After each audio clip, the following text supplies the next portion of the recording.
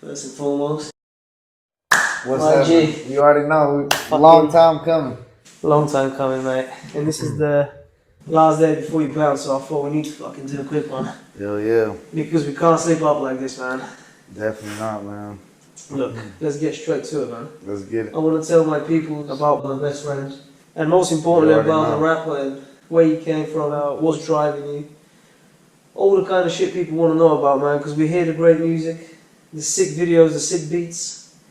And we want to hear where it fucking started from. Man, funny enough, we started here with you. You know what I mean? We done did this shit since day one. It was, I think, 2007, man. Me and you, we recorded our first album together. And it's been a pleasure, man. Other than, I mean, that kind of sparked something in me to continue doing it. Whenever you're doing it with your best friend, you know what I mean? It's like enjoyable. Not only that, but growing up, hip hop's always been a staple, not only in Bulgaria, but around the whole world. So just growing up, that's the genre of music that always inspired me to do that type of music. You know what I mean? Yeah, yeah. It's weird, isn't it? Like, we absolutely, so many people in Bulgaria specifically, like us growing up here, that was like, oh shit. And a lot of people, I mean, I don't think it's the case in America, but in England, when I went there, it was almost like, why the fuck are you so obsessed with like hip hop? Are you like just trying to be black or something? Like that was such a common thing, man. And you know, nah, it's like, I mean, to this day, it's still like that. Yeah, but you're Mexican anyway. That's what I hear on the streets. You already know that's what my USA homeboys like to say. So yeah, no, 100%. Like the hip hop culture and everything is. We all of us have been obsessed. All the people we hung around with here were obsessed. But you took it to a whole fucking another level. And obviously you're doing that in the States. So how did that shit come about, man? When did you end up in the States? I mean, I remember it with these people. Yeah, man, I ended up in the States in 2003. Started the third grade up there. I didn't. You know, the funny thing is, I do all this music and shit, but I didn't know the language at all. Nah. I didn't even know how to speak the shit. I mean, same with you too, right? I mean, you knew a lot more than me, but I barely knew anything going into it, man. And I mean, even though I didn't know it too well, you know, I still had a passion for it. Just once I learned the language, I learned how to write.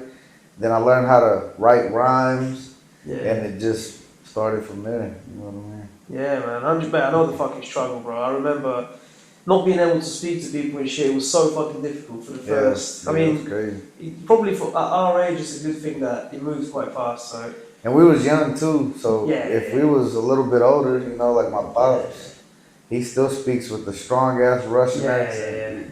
What it sounds like, you know. So that's the character, man. That's the fucking character.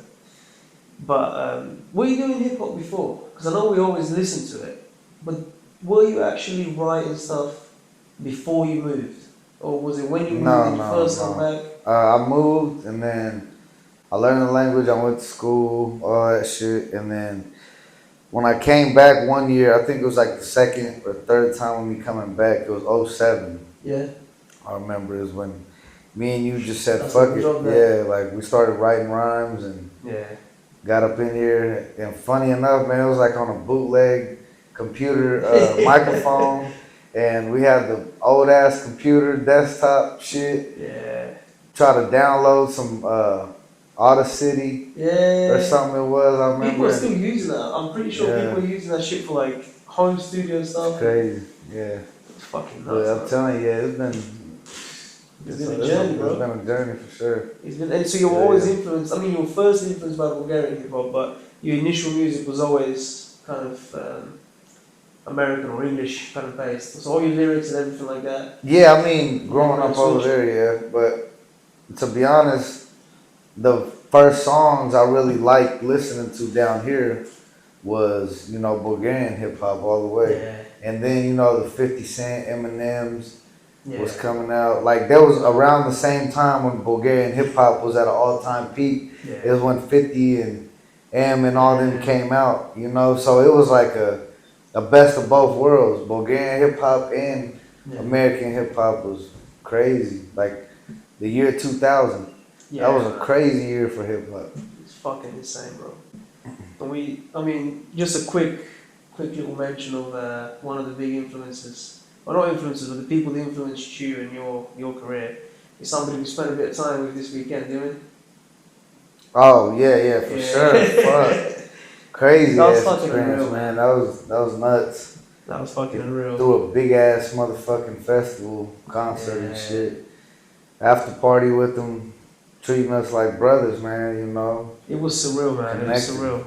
I mean, you guys have got the connection. You've actually met a few times, but he, like, the way he was with me, and you know, we just met for the first time. It was like we spent 10 years partying together, whatever, drinking, bullshit, all that shit. I was kind of surprised by that too, bro, but I was like, was insane, but he's just, man, I don't have nothing bad to say about him, man. He's a legend. He's a good dude. Yeah. And shout out Big Shot, Big Shot, Lil Shot as well. Concert, Gumi, the whole fucking squad, R&B records, all that. The whole fucking squad, all these guys, Velita, Deep Zone as well. These guys are fucking insane, man. It was such a pleasure meeting all of them and spending time with them, drinking with them, and watching them live because the performance was unreal. Yeah. The performance was absolutely unreal.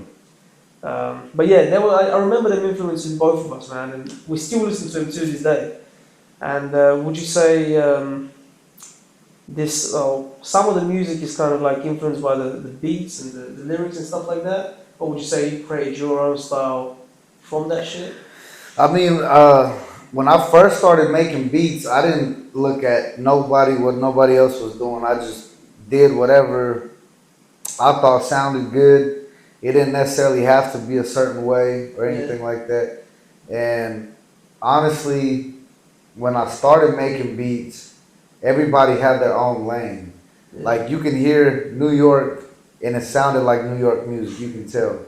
You can hear California music, Dr. Dre, Snoop, all that, Tupac, it sounds West Coast. Yeah. You know, you can hear down south. It sounds like down south. And then at one point, I don't know what year it was, maybe like 2012, 13, everything started merging into like some trap shit. Everybody was rapping on whatever beat. Yeah. A West Coast artist can rap on a beat from the down south and vice versa. And it just changed the game up a lot. Plus technology was advancing, so it's crazy. People were struggling to hide up their sleeves, man. It was just like all accessible. Man, it's unreal. It was insane. But you know, that's what I fucking like about you, man. You actually create shit. The sound that you like is creatively, you're actually expressing what you want to deliver. Yeah. You know what I mean? Yeah. Not a lot of people do that, man. Yeah. Most people get that fucking mindset of, well, what do people want? I need supply demand, and it turns into like a fucking business. Yeah, you're not, at that point, you're not, what's the word I'm looking for? Authentic? Yeah, in a way, you know what I mean? Like, I wouldn't be happy doing it just for other people. Like, if I'm not in the studio vibing and actually liking what I do, you know what I mean? I wouldn't be doing it. Kills the energy. It kills the energy. It's like you're working for somebody else. Yeah. Like, I'd rather make 1 million instead of 8 million, but rather be doing it for me and making myself happy as well and other people. Yeah. Rather than, you know, making a little bit more money but selling out in a way, because that's not who I am. That's not the music I want to do. Because there's been plenty of times I've been in the studio, people's like, man, you should be hopping on these little like pop sounding songs and these little weekend sounding songs, or do some Drake shit, or you know what I mean? I'm like, that's not me, bro. Like, I would lose my authenticity that way. Shit.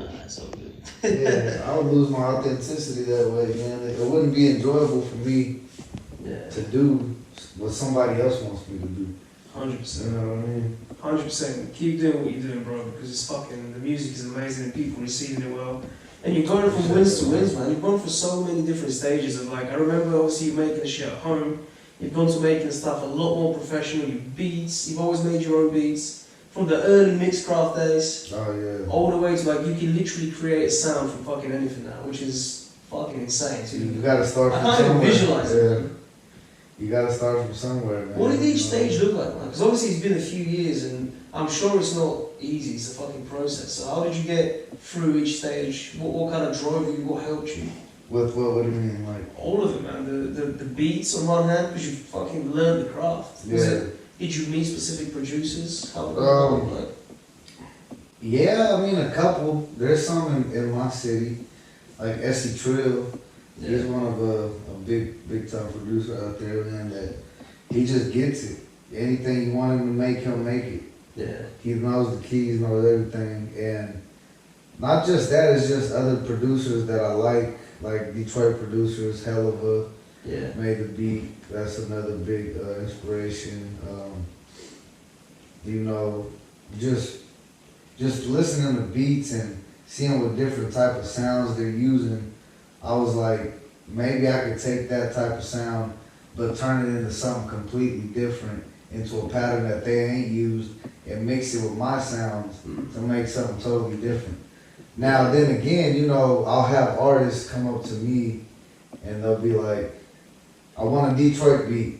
And I'm like, I got you, I can make it. Or, hey, I want a West Coast beat. All right, I got it. Yeah. But when it's my time to be creative, I like mixing a little bit of everything into one. And a lot of people that I sell beats to, they're like, I've never heard nothing like that before. Yeah. You know what I mean? Because you can't tell me like, oh, you sound like this producer or you sound like this producer. You know, that's the artist in you, man. That's incredible. That's incredible. And you can appeal to like any market, any person who wants to make music. You're not limited to listen. I make West Coast beats. Right. That's all I can do. And wait, if I wanted to buy a beat, where do I find you, man? Where do I go? Is it a website? Is it directly on the gram? Yeah, you gotta either through the gram or email. Yeah. Plug that shit, bro. Young Lou Official, which is YUNGLOU official @gmail.com. Send the inquiry. If you need some beats, some samples, let me know. Features maybe? Features on the gram. Yeah. Anything, man, just message me on the gram, whatever it is, I'll reply. Gucci Lou Official at Instagram. Then we'll plug that on the bottom of the screen as well.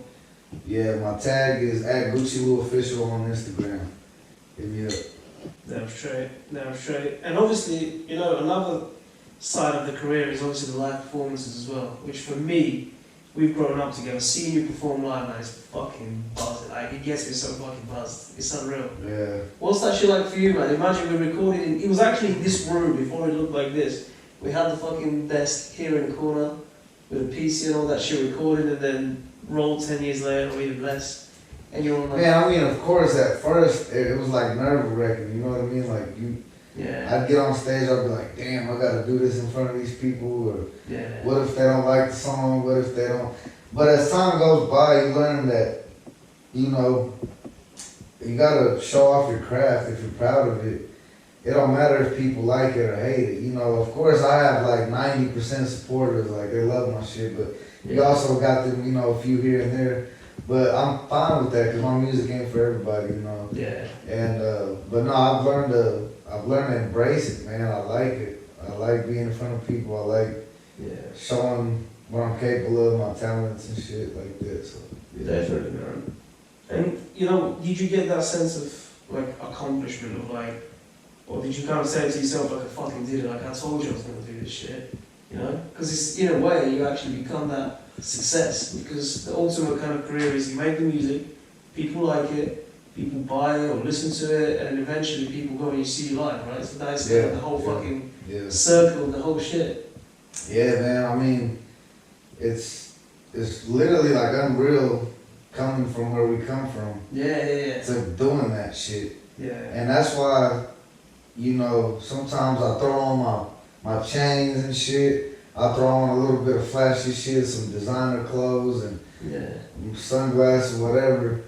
But you gotta be presentable. You know what I mean? You gotta have an image as a rapper. You can't be just another one that looks like everybody else on there. You gotta be you. And that's what I learned. Like, man, coming up from nothing, people sometimes might tell me, man, you dress too flashy or this and that. I'm like, if you came from where I came from, you would understand that shit. This would not be possible here. Yeah. So if I'm on stage in front of all you motherfuckers, let me be comfortable in my own skin with this shit on. Fuck yeah. You know what I'm saying? But yeah, man, it's been a journey for sure. Fuck yeah. Man, would you say who are the rappers right now that are influencing you? Because I'm sure we're always influenced, right? Yeah. Man, honestly, number one, for like, since 2012, I want to say, or 13, it's been Payroll Giovanni. Yeah. And Dope Boys Cash Out out of Detroit. They've been just motivation. Not only for, you know, hip hop, but just in a life sense. Like, you know, Payroll, you got so much songs that teach you how to stack your money, teach you how to stay away from, you know what I'm saying, negative energy, take care of your family. But he also got the fly shit too, like, hey, I'm in the Benz with the, you know, with the Louis V on, with the chains out and shit, with the bitches, whatever. But it's a good balance, and that's why I like it. You know, not a lot of artists do that. Some people, and you don't talk about no killing shit either, man. Like, a lot of artists I listen to are too negative. I don't like negative shit. Yeah. And one thing about my songs, you'll never hear no negative shit. I would never talk about no, I will kill you, I will murder you, I got the Draco, and you know, all this shit. That's not me, man. I'm about, people ask me why I smile so much, because I love my life. Why don't you smile? Why you always want to kill a motherfucker? You know what I'm saying? Shit, enjoy your life, man. We don't got too much of it, so make the most of it. You know what I'm saying? Man, fucking amen to that shit, bro. Fucking well said, man. That is well said. What's your advice to, like, because unfortunately, some people are negative. You're gonna come across people that are just hard to deal with. I mean, I know everybody's been through different experiences in life than we have. You know what I'm saying? Not saying our shit was easy, but some people had it harder, and that's probably what made them have a tougher skin and be the way they are. They might have got fucked over one too many times. But at the end of the day, man, just be you, and you know what I'm saying? Don't do no negative shit upon other people that you don't want done to you. You know what I'm saying? Yeah. That's all I gotta say. Just live your life. Keep a solid circle around you of people that you trust and family, and you know, stack your money and, you know, hustle. That's all it is. That's it. I mean, going back to the first album, man, no hustle, no paper. Go and get that shit. No, you can't get that shit anyway. It's like one CD. That's it. You might see it on eBay here in a few years. Mate, listen, you've collaborated with some sick people as well. Some big names I'm seeing on the ground, bro. Oh yeah. Well, that must be crazy, right? Working with people at the kind of level that which you're basically knocking on that door, you know? Yeah. What's that been like, man? Man, it's been amazing. I worked with Cat G recently. We did a song. One of the recent ones, right? Yeah, we did a song called "Lay It Down." Man, it was. It's just the right connections, right time, right place type shit. Yeah. Cause he was shooting a video with one of my videographers, Rilla, and they needed some Benzes in the video. Yeah. So me and my boys pulled up in the Benzes. That's when I met Cap G. Long story short, we was in the club in VIP. I started chopping it up with him. How much you want for a feature? Blah blah blah. Get the studio ready, and that was it. You know, done deal. Crazy. Got the studio, got that shit knocked out. Shot a little video while we was recording the song. Yeah. He had to be on his way because he was on tour. And then I think the following weekend or 2 weeks after that, I ended up just booking my solo set. And they mixed all that shit together and I threw that shit up. You know what I'm saying? Man, that's fucking insane. All of that come from a conversation in the club. Pretty much. That is insane, bro. And obviously pulling up in the bands, I'm sure that. Yeah, to this day, man, you know, me and him is hella tight. I'll be on the gram chopping it up with him. Yeah. Yeah, he a real cool dude, man. He be dropping a lot of shit too. Yeah. Salute to Cap G. Cap G, the main man. Man, to be honest with you, I've had that song back to back quite a few times. It's a fucking great tune, man. The video is sick. I'll drop the link in the bottom as well so people can check that shit out. And man, I love the fact that it is important to be in the right place in the right time, but it's also the energy and the attitude that you bring, man. You attract that sort of shit. Do you know what I mean? Yeah. You're manifesting like positive shit. If that's gonna happen, it's gonna be attracted to somebody with that output. You know what I mean? Definitely. Because you see a lot of people in the clubs or whatever, especially in the States and in the rap music, they're trying to keep this tough guy image. Bro, I can't stand that shit, bro. Yeah. I can't even have a regular conversation with a motherfucker like that. Way. You end up meeting somebody, you have a smile on your face, hey, what's up, man? Yeah. They be like, what's up, what up, who is you, type shit. Yeah. I get it, you gotta be on tip and shit, you know. Yeah. You from the streets and all that, that's cool and all, bro, but like, I don't know, it blows my mind how. They're closing their own doors in their face, Bro, man. they is, and it's like too much street shit, too much negativity, too much gang banging, and all this extra shit, bro. I'm not with that. I mean, then again, I didn't come from it, so hey, Yeah. if that's what you about, be about that. But just stay away from me. Yeah. You know what I'm saying? 100%, man. Because I love my life. I like to have a smile on my face. Yeah. And I like to, you know what I'm saying, open new doors for myself. You know what I mean? Damn straight, man. Damn straight. And actually, that reminds me of your music video, Warmer. Because that all I saw was your smiles and you lot having a fucking good time. Oh yeah. Rolling around. Yeah. Man, that's still, I don't know, I told you about it the other week, but I still listen to that shit to this day, man. I fucking love that song. That's crazy. Yeah, shout out Playing You Kid and Heavy, man. We was up in Walmart tearing that shit up. We want to do something different that ain't nobody did for a music video before. And yeah, we just brainstormed that shit.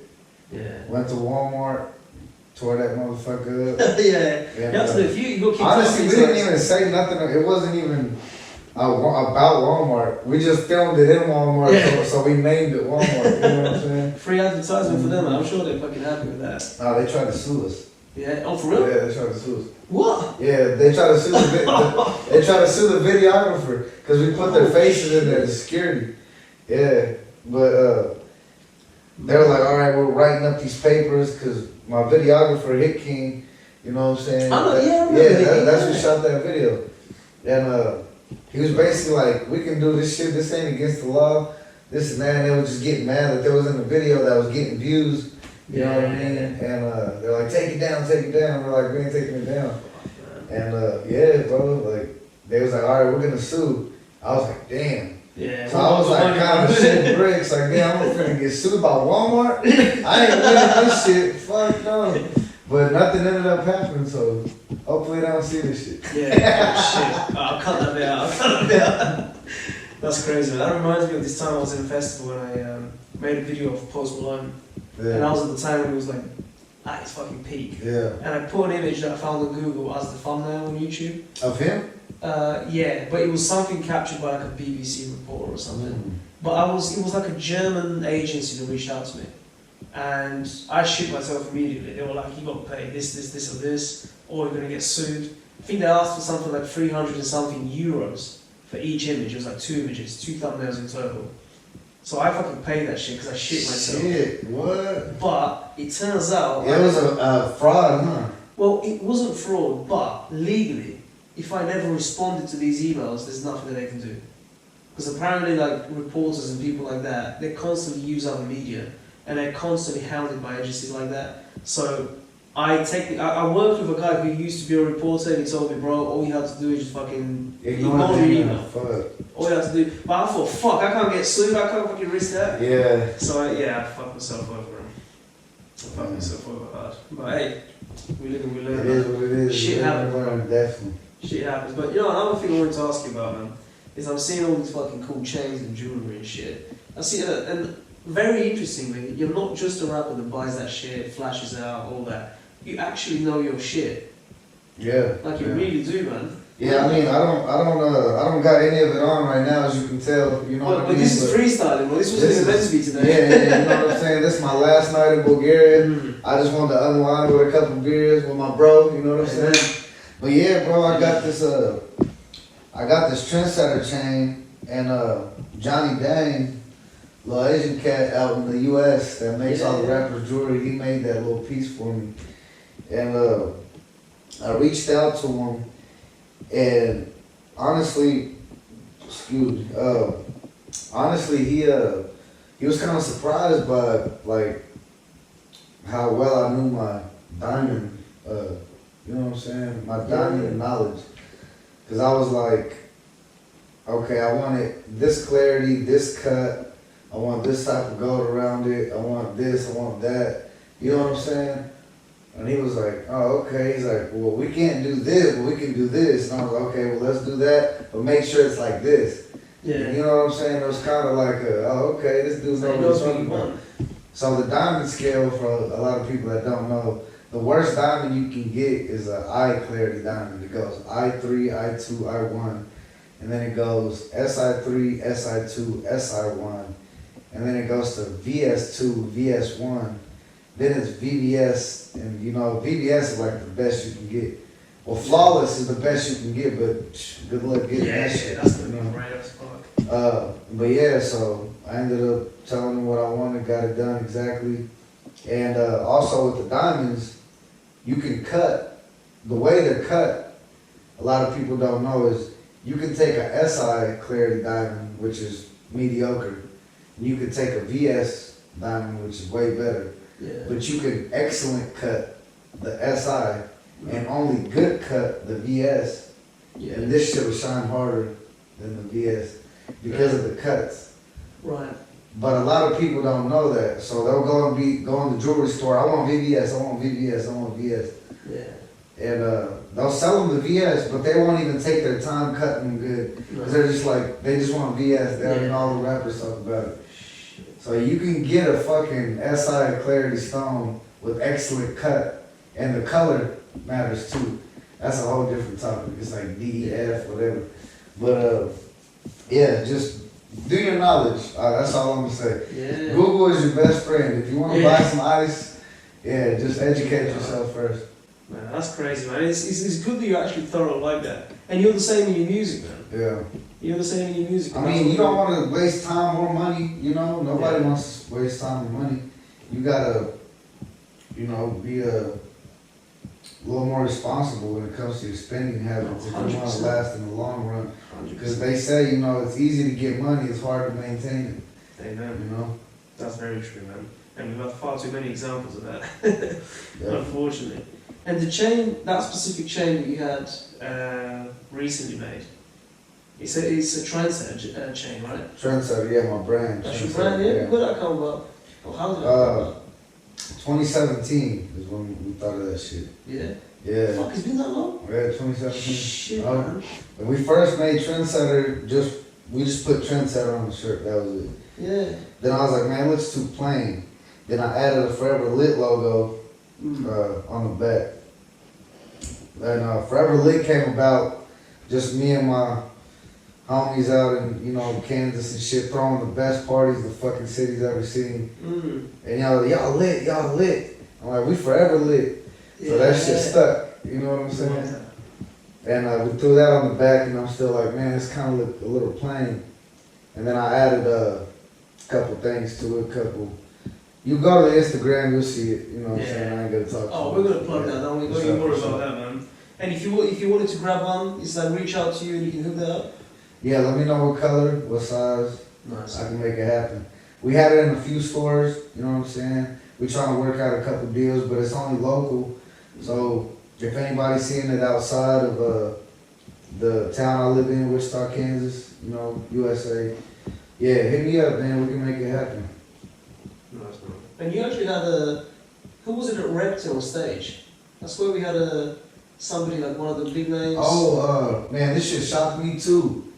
It was Wale's manager. Shit. And I was chilling. I think I was at my homie's house drinking and shit. And one of my other boys hits me up. He's like, "Hey, did you know Wale was in town? I'm at his concert." I was like, "No, I didn't know that." He was like, "Well, what the fuck, bro?" He's like, "His security's rocking your Trendsetter gear." I was like, "What the fuck?" Sent me a video. He sent me a Snapchat and zoomed it up. Sure enough, it was my hoodie, the red one, Trendsetter, all that shit. Man.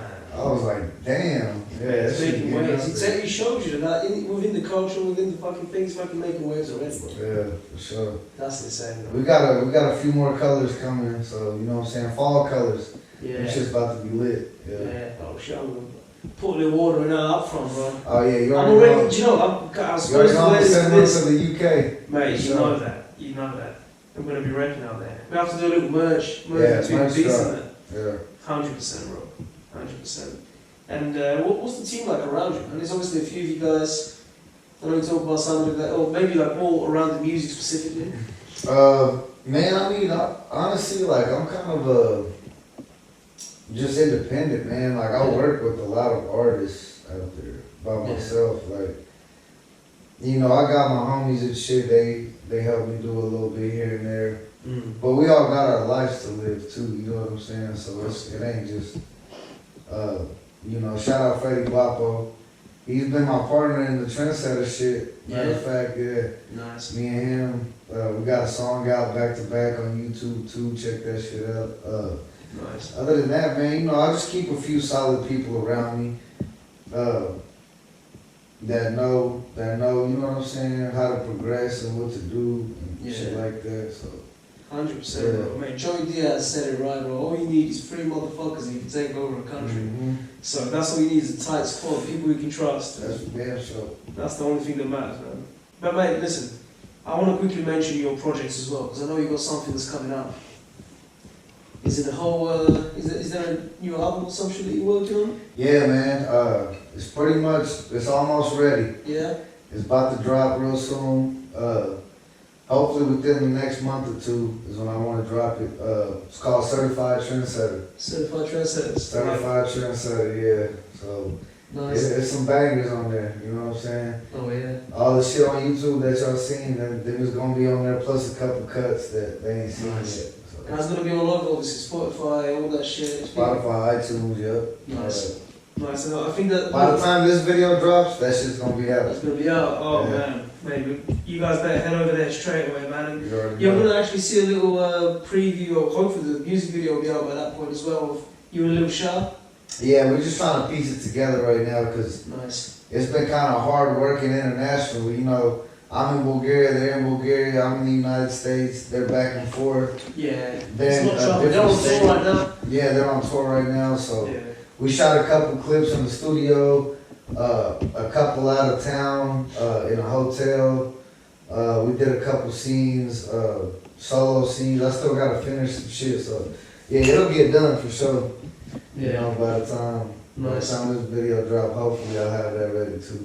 Absolutely, man. And he's a great guy. I got to spend a bit of time obviously with you and with him and Big Shot and the rest of the squad. And these guys are fucking hard workers, man. Their delivery on stage was incredible. Like it was surreal. Like, I've seen a few of the legends that I'm obsessed with. We've been obsessed with growing up, and genuinely, I see no difference. Like the music is different in terms of lyrics and all of that sort of stuff. But man, the energy and their delivery was just unreal. So if tour is still going on right now, go and see that shit. They're gonna be in London too, boys. So for some of you that are located where I am, make sure you go and cop that shit. Definitely. And get that experience that we did. But yeah, apart from that, man, listen, I think I've kept you long enough. I know this was improvising because we didn't really make the time properly. Yeah. But you guys follow the fucking brother. Follow that journey, get that new album. Make sure you tune in with the journey, man, because it's all onwards and upwards from here. So stay tuned, and mate, honestly, appreciate it. You know I fucking love you, man. My brother, I'm late too, man. Shit, it's been a long time coming. We got to get this shit done. Fuck it. Let's get it. Fuck it. Trendsetters in the building, baby. Rose ain't sippin', grab a bottle, let me tip it. Hella diamonds in the chain, Johnny Dang got it drippin'. It ain't none to a boss, I just get it with floss. Took a loss, now I'm back up like fuck the cost. I don't wear Lacoste, I wear Gucci and Louis. Two freaky bitches calling and they can't wait to do me. I give a fuck about what you talking, if it ain't about cash. Put on Fendi, Porter, Remy, then I'm right to the bag. Bitch, I'm a duck, earthquake, make a bitch purse shake. Fuck a birthday, you couldn't see me on my worst day. I'm double G'd up, Chuck E. Cheesed up, I'll forever be up, hold these nuts, motherfucker. I'll be down to earth, but don't let me get out of character. Shoot out to Bulgaria, that area ain't scared of you. Your bitch want me to marry you, I took her to the Marriott. Don't hate the player, hate the game, the summer gon' be very hot.